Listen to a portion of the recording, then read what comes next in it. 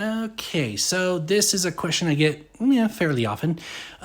They're wondering, why did God, command for infants to be, executed along with all the other people in these various towns and little tiny nations in the Promised Land? Well, here's the thing.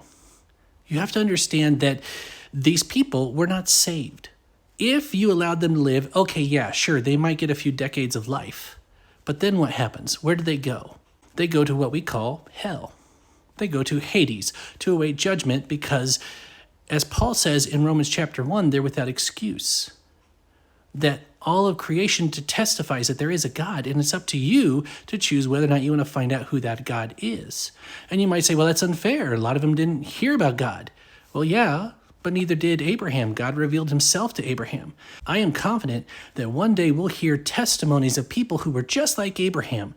They looked around, they realized there was a God that created all this that was not the God they were being taught about, and the true God revealed himself to them. And the only reason we know about Abraham is because Moses wrote about him. So what about these babies? Why is it okay? Well, first off, everybody dies. God did not give them a death they weren't going to get, but babies are innocent. They go to be with the Lord.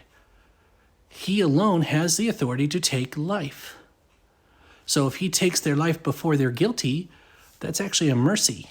So would you have rathered him let them all grow up, and then they have more kids that grow up, and they have more kids that grow up, and that's just more and more people going to Hades, going to the lake of fire inevitably? How is that any better?